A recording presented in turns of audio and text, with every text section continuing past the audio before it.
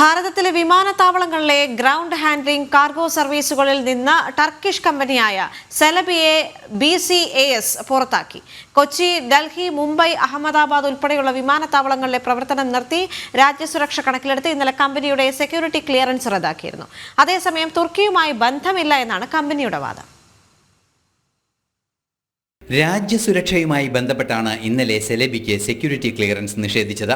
Bureau of civil aviation security അനുമതി അടിയന്തരമായി നിഷേധിച്ചുകൊണ്ട് ഉത്തരവിറക്കുകയായിരുന്നു. ഹൈദരാബാദ്, അഹമ്മദാബാദ്, കൊച്ചി, ഡൽഹി, ഗോവ എന്നീ വിമാനത്താവളങ്ങളിലെ സെലബിയുടെ സേവനം അടിയന്തരമായി ഇന്നലെ തന്നെ നിർത്തിയിരുന്നു.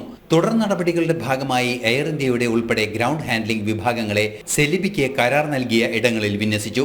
എല്ലാ വിമാനത്താവളങ്ങളിൽ നിന്നും സെലബിയുടെ സേവനം ഒഴിവാക്കി. അതേസമയം സെലബി എയർപോർട്ട് സർവീസസ് ലിമിറ്റഡിനെ തുർക്കിയുമായി ബന്ധമില്ലെന്ന് കമ്പനി അധികൃതർ അറിയിച്ചു. തുർക്കി പ്രസിഡന്റ് തായിപ്പ് എർഡോഗന്റെ മകൾക്ക് തങ്ങളുടെ കമ്പനിയിൽ ഓഹരി പങ്കാളിത്തമില്ലെന്നാണ് നിലപാട്. ഭാരതത്തിനെതിരെ പാകിസ്ഥാൻ പ്രയോഗിച്ച ഡ്രോണുകൾ നിർമ്മിച്ച സ്ഥാപനത്തിന്റെ ഉടമയാണ് എർഡോഗന്റെ മകൾ സുമയ്യയുടെ ഭർത്താവ്. ഇക്കാര്യങ്ങളൊക്കെയാണ് രാജ്യസുരക്ഷയുമായി ബന്ധപ്പെട്ട വിഷയങ്ങളിൽ വെല്ലുവിളിയായി ഉയർന്നുവരികയും ചെയ്തത്. ന്യൂസ് ഡെസ്ക്, ജനം.